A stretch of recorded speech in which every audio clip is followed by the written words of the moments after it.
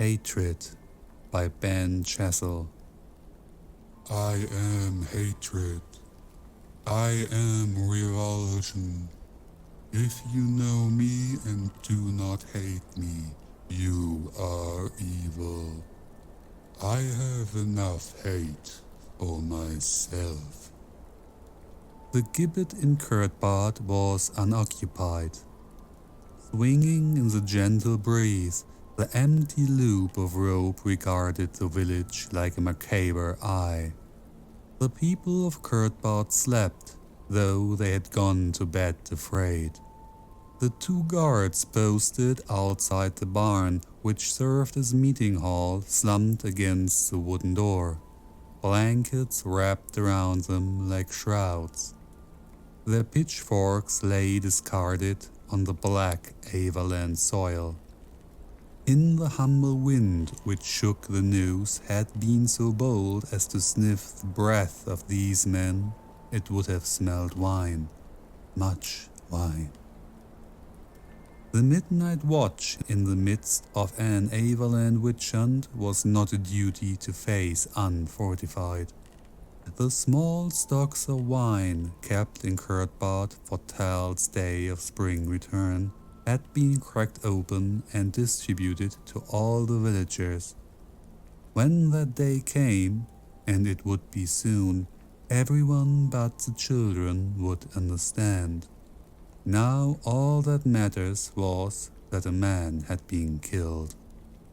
Gunther pulled his woolen cloak tighter about his shoulders and made enough noise to wake the form in the bed he had recently left, but got no response. The thin moonlight didn't help Gunther see whether she really was asleep. He buckled on his sword, since his father had died on a frosty night early in the winter, and drew back the bolt on the door of the house which had come to him in the same way. Ice on the stone steps cracked under his militiaman boots, and the breeze blew away the last cobwebs of sleep. Gunther found much solace in his duty, the sole permanent militiaman in the village of Kurtbad, responsible for more than 100 men, women, and children. He straightened his back and headed for the barn to see how his new recruits were doing. Anya waited for the door to close behind him before sitting up and lighting the candle from the last coals which winked like dying stars in the ashen sky of the hearth. She returned to bed via the door, where she drew the bolt again. Gunther's side of the bed was warm, but cooling quickly. She crawled back to the corner where she had curled like a cat on the night when Gunther fetched her from her family, telling her mother that she would be safer with him. It was probably even true. How could her mother, older now than most women in the village, tell the militiaman, tall as a bear, he could not take her only daughter? It was for Anya's protection, after all. Anya and Gunther were not married, and had he not been arguably the most important man in Kurtbad, action would have been taken. As it was, many people in the village muttered after she passed by and looked at her as if to see some sign of her sin worn openly on her garments. Anya curled up and thought about these things, looking at the candle flame and how the beeswax melted and ran down the stem like tears. The candle cried itself to death. Outside the village, on the road to Naln, the night was shredded by a startled cry and a flash of blades. A man leapt from the back of a horse and stumbled in the mud at the side of the road. Another man rolled on the ground, the winter leaves sticking to his face, his wrist in his mouth. The struggle was as bloody and quick as a dogfight. When it was over, the inadequate moon lit only naked skin and cooling blood. The victor of the battle rode through the forest towards Kurtbad, searching for something.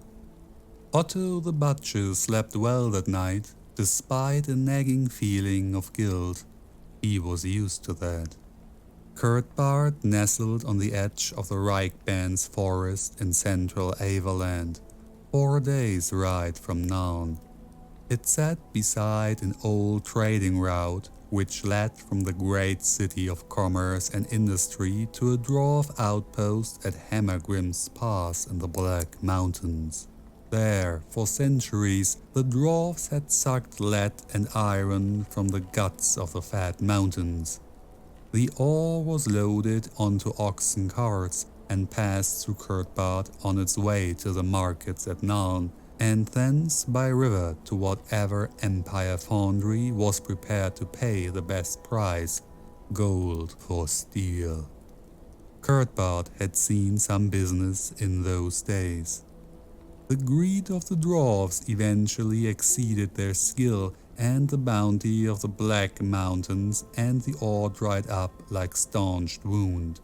Hammergrim Pass was abandoned, and the dwarfs returned to fight the goblin wars, or whatever dwarfs do. Kurtbart became a ghost town overnight. The inn was closed, and its keeper, who was a businessman, left for Naun with a girl from Kurtbart he had married.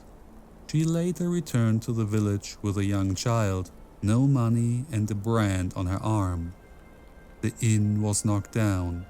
Perhaps it was anger, or perhaps the people of Kurtbart needed the wood for their sheep pens, living in wolf country as they did. Nevertheless, in the space of a generation, the village had purged itself of the influence of the dwarfs and merchants, and grass had grown on the road to Hammergrim Pass. Into the small village, a single black stitch on the great embroidered map which hangs in the Commerce Hall of the Merchants' Guild in the city of Naun, came a black horse with hoofs of silver. On its back was a tall man clad in dark cloth. He wore a hat the color of coal, with a plume which must have been dyed because no one knew of any bird with feathers like that. He wore a sword and a knife in the manner of a gentleman, and his boots were of soft leather, also stained the color of moonless night. His arms were scarred and scratched from old battles and new, and he gasped the reins with his left hand as if the right was unequal to the task. He sat on his horse for some time, surveying the village and its people as they stirred in the dawn grey. He sat there long enough for Wilhelm, chastened for being asleep on duty at the barn, to ring the huge bronze bell. The bell was the last remnant of the dwarf mining days, except for the occasional brightly painted rail which kept the jeep in. It had originally been used to warn the wagons as they left the mountain trail that the road was too muddy for reliable passage and they should wait for a drier day. Now the bell, which bore the crossed hammer and axe stamp of the miners, was stuck with a mallet to summon the villagers to the common, the steam mechanism long since decayed. I am a snake. I am a worm. There is poison in my blood. I can never die a peaceful death. I am burning now as I will burn then. Gunther heard the bell as he stared for the 5th time at the place where Gregor's body had been found. There were signs to read here, he knew that. Answers written in the ground, as clear as any illuminated manuscript. Just as he couldn't read the scratchings in ink which adorned the pages of his father's books, so he couldn't comprehend the signs in the mud which had hardened and cracked since Gregor's violent death 2 days ago. He had found the pieces of clay from the shattered bottle, but they only served to confuse things further. The only marks he could read reliably were his own deep boot prints, 4 sets. He turned away and straightened himself as he made his way to face whatever disaster had befallen Kurtbart now. Anya looked out between the curtains of Gunther's cottage. The man sat silently on his horse like a sculpture cast in black leather. She thought he didn't look well. He had the balance of a drunkard, and as she watched, he shut his eyes and swayed like a young tree in a breeze. Anya pulled on the shoes which Gunther had brought for her on one of his trips to Naln and unbolted the door. She was the first of the villagers to approach the man, and she straightened her hair as she walked carefully towards him. He made no sign of having seen her, so she moved around to the front of his horse. The big brown eyes of the stallion regarded her critically, but the man's head remained slumped. There was a stain of dried blood, Anya knew it by its color, on the man's right wrist, above his black leather glove. Anya could see he was alive. His chest rose and fell slowly. She summoned up the courage to address him without considering that she didn't know how one should properly address a witch hunter. Gunther drew breath and held the air in until all the goodness had been taken from it. A witch hunter. Just what we don't need. He seized the man up. Anya had helped the man from his horse, which was now grazing contentedly on the lush green of the Kurtbart common, before Gunther had banished her inside. Foolish girl! These witch hunters had no purpose but the discovery and destruction of chaos. He knew that, and although there was a dangerous killer on the loose, perhaps even a monster of some kind, a man in black might be just as dangerous. Didn't she know that? Of course she did. Even now she watched proceedings from the window and heated water on the stove for the man. Anything to make contact with the world outside Kurtbart. That was what Anya wanted. Why can she not be content with me? Gunther knew that it was likely only his training and foreign postings which the Empire army had brought Anya to his home in the first place, and that was a fragile bargain he was determined to protect.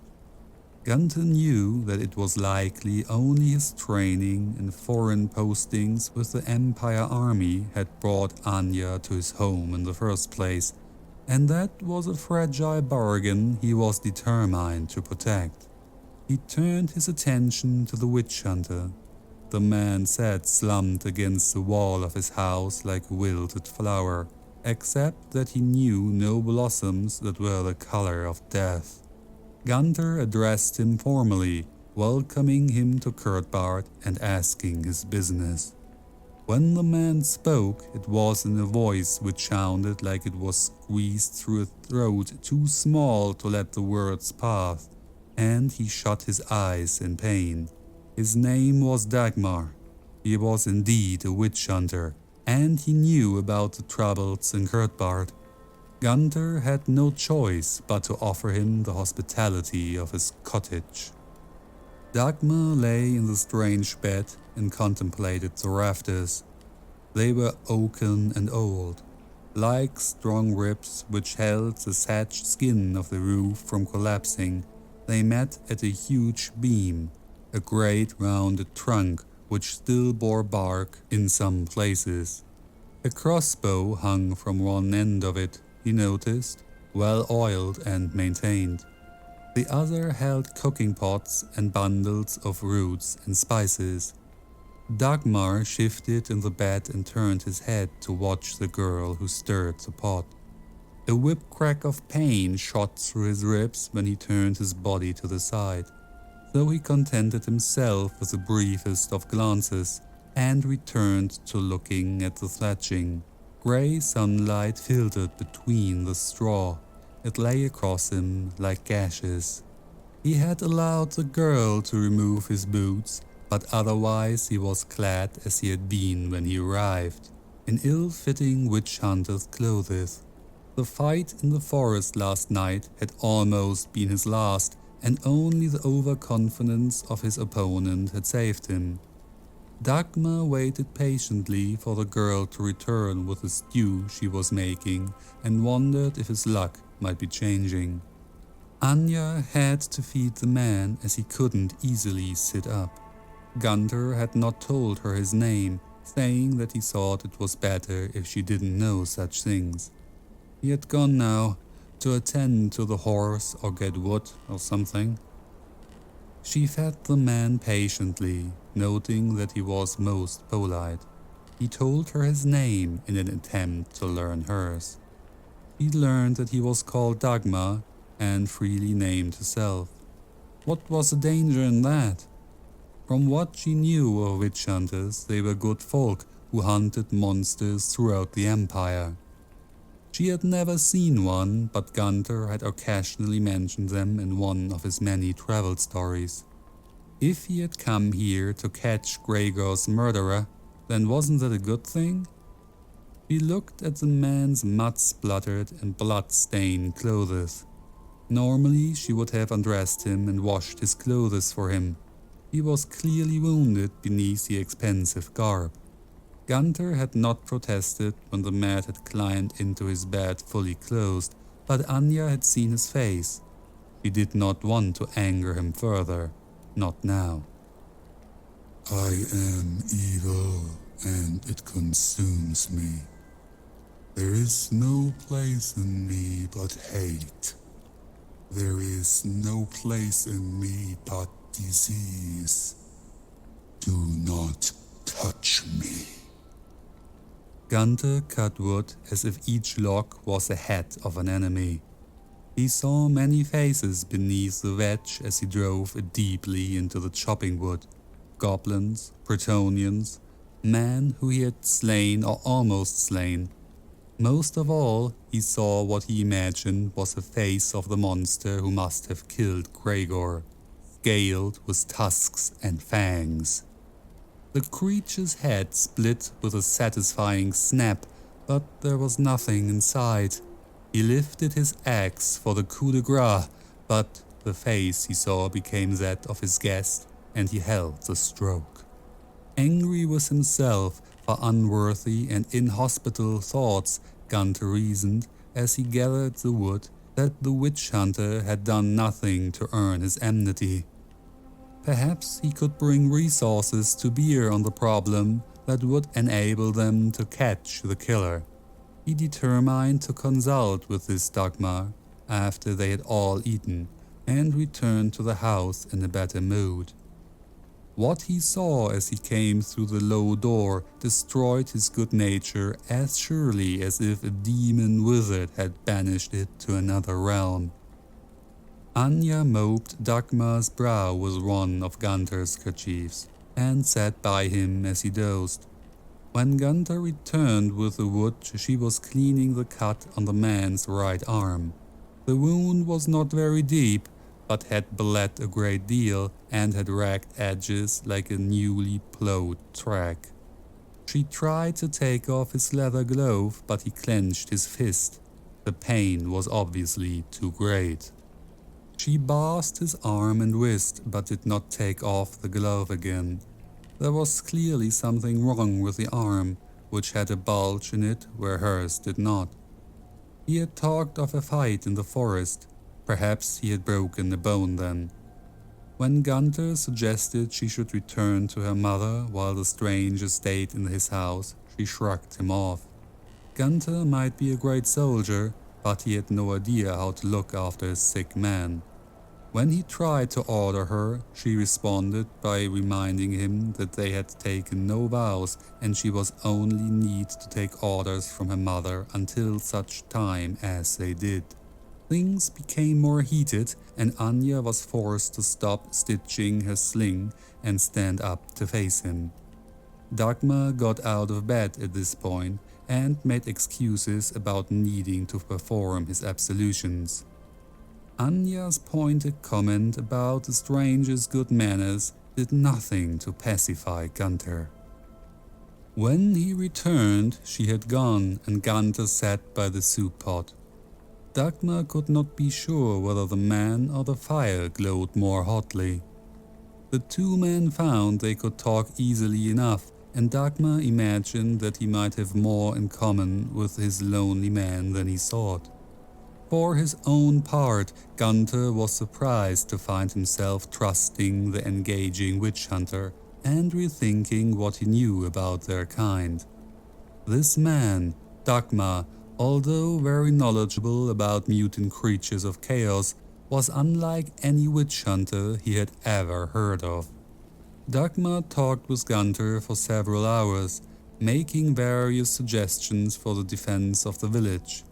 He suggested, and this is just one example of his useful ideas, that some mutants have thick, strong necks and might survive a hanging. Dagmar proposed the building of a pyre, with a stake set into it, so that the criminal, when captured, could be burned. He also said that the mutant was quite possibly living in the village and promised to hunt the man down. Dagmar asked many keen questions about the habits of the village of Kurtbard, and Gregor told him who was reliable and who perhaps was not.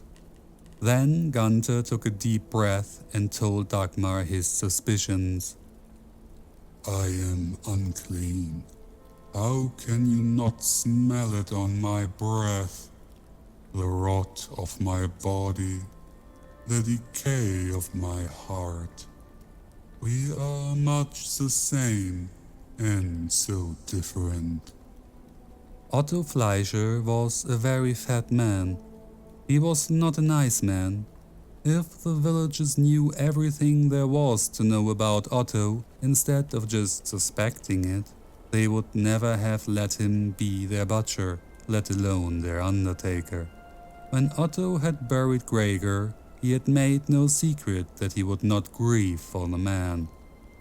Anya thought that the cottage looked like Gunther had been carousing all night with one of his mercenary friends, who occasionally came to Kurtbard, most likely to hide from the law, and not like the place where a sick man had been quartered. There were 2 empty clay bottles next to the fire, and Gunther was snoring loudly. He had obviously slept on the hearthstone, and his face was covered with a thin layer of ash, which lifted in tiny clouds with each snore. The veins on his cheeks were red, like a fox, and his moustache curled upwards on one side.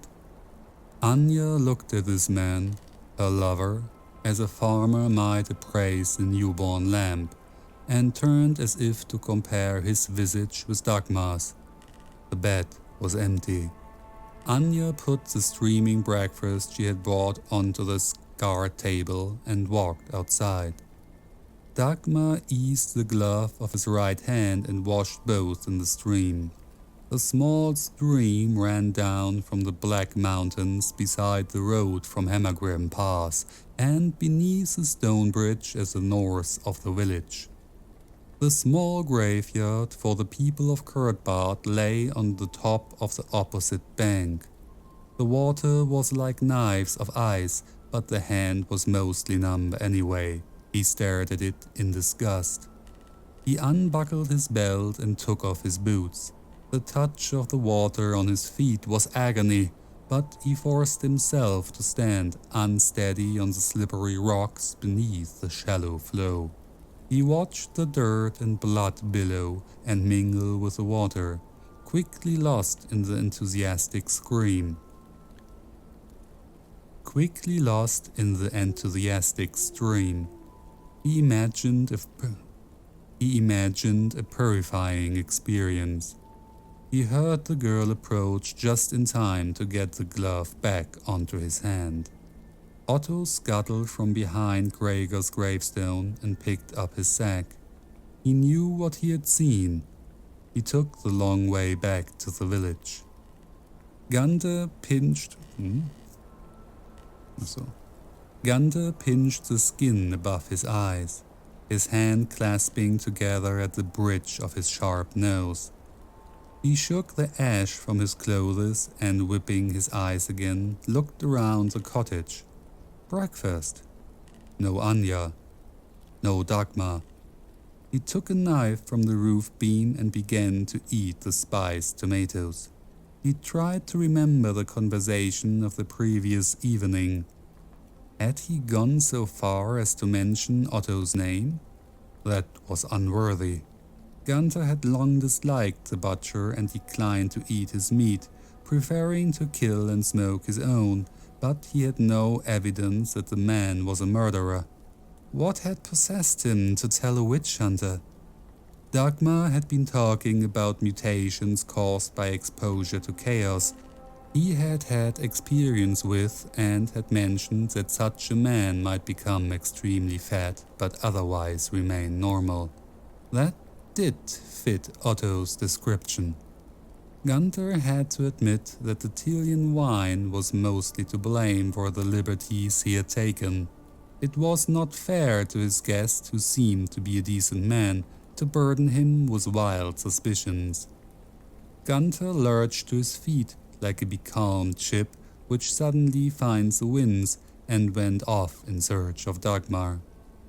Anya sat on a dry rock in the stream and listened intently to Dagmar's stories.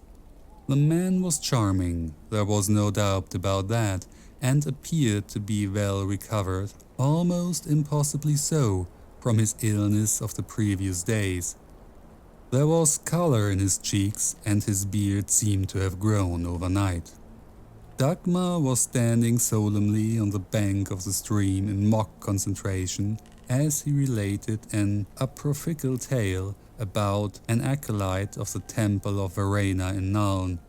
The story was convoluted, but Dagmar told it faithfully and well, keeping his face serious until the punchline, which made them both laugh.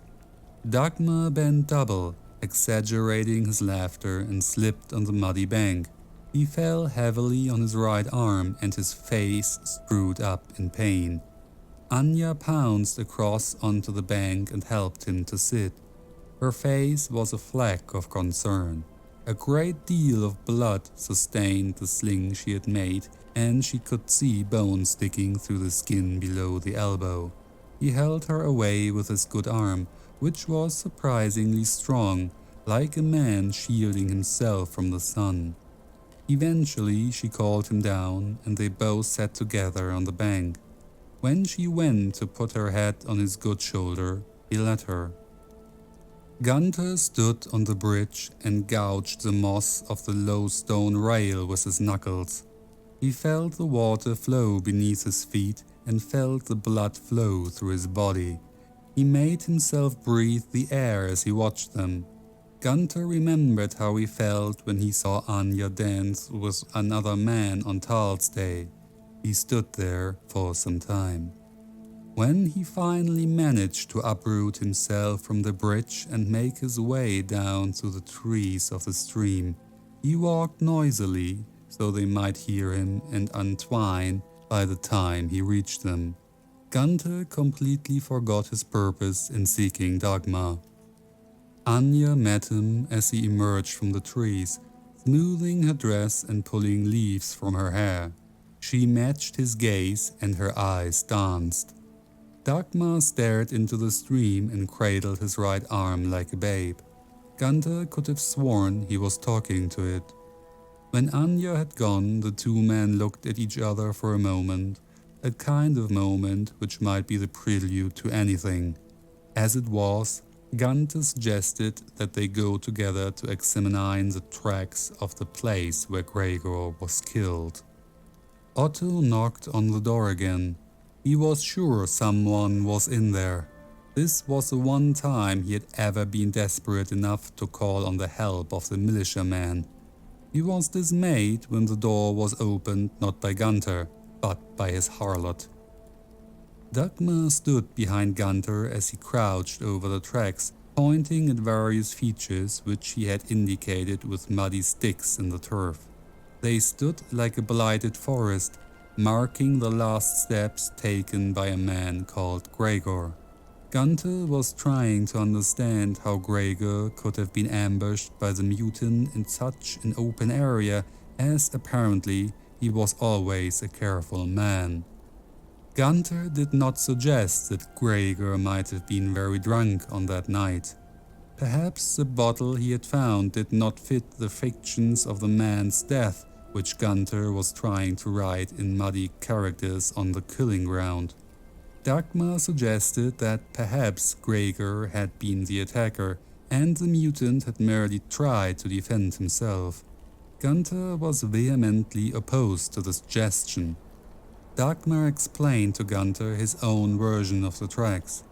He moved some of Gunther's marks with his good arm, showing exactly where the mutant had been surprised, where Gregor had picked up a stick, and where the broken halves of the sticks now lay, stained with the mutant's blood. He finished by showing where the mutant had finally fought back, and where the body had fallen. Gunther concluded that Gregor must have been drunk to be so foolhardy. I am trying to tell you. I am amongst you. I am chaos. Destroy me. Anya sat on Gunther's bed and stared into the fire. She had heard what the butcher had had to say, heard his testimony about the scaled hand of the witch hunter. She had asked him what business he had had in the graveyard, but Otto had pressed his case. The man apparently had red-green scales on his right hand below the wrist, a sure mark of chaos. The fat butcher had pointed out how badly the man's clothes fitted him, how he was clearly not a natural rider of the perfect stallion. Anya had listened to all this, and she saw that it might be true. She promised Otto she would fetch Gunther and told him to retire to his cottage and wait for them. Then she sat in the dark and tried to recall the taste of the man's breath, as it had been on the bank of the stream.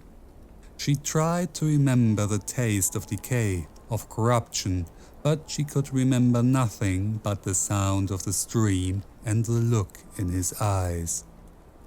Gunther came slowly back to the house as the buried galleon of the sun sank behind the grey mountains.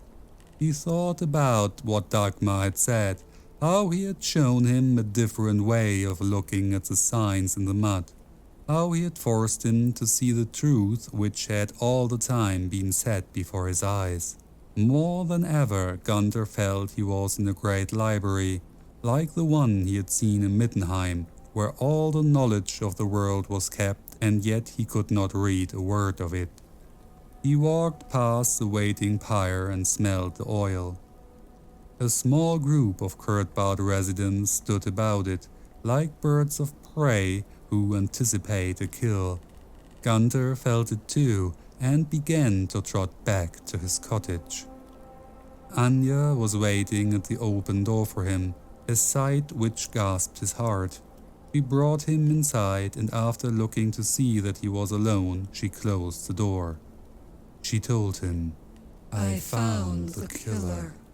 Dagmar stood on the slope above the village in the struggling light. He looked at the cottages and their hard fires, which sent up veins of smoke from holes in the thatch. He imagined the meals being prepared. There would perhaps be children, certainly animals underfoot. There would be both happiness and unhappiness in these cottages. He hated them. Everyone. I am hatred. Except her. He thought of her by the stream, reflected sunlight splashing her face, cooling her eyes. He thought of the way their faces had touched. How can you not smell it on my breath? He shattered the picture with the mallet of his hatred. How dare she? Do not touch me. Doesn't she know what she has done to me? He pulled off his right glove and shook his arm free of the sling. As he flexed it, he felt blood course through it, and the cuts of the wrist opened again and bled freely. There is poison in my blood. How dare she? I am a killer. I am chaos. I will show her. He drew the witch hunter's sword from the witch hunter's belt and strode down the hill. I have changed my mind. I will not die.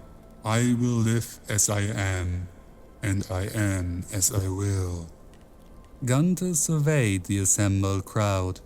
15 or so men and boys had gathered in the gloom. Each carried a weapon of some kind.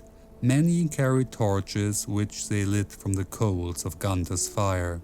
Anya sat on the bed and said nothing. Gunther gave his last instruction and the group moved out. Gunther led them. He was the only man with military training, and although they felt like they knew their quarry, who could tell what strength the curse of chaos could lend to a man? They were not scared, there were too many of them for that, but there was a thrill which ran through them as they moved closer. They spoke of revenge and justice, though not one was thinking of Gregor. Gunther gripped his sword and strained his eyes in the dark. He thanked Sigma that Anya was safe, having come so close to danger. Images of the library returned to him, but Gunther no longer needed to read. Anya heard him coming.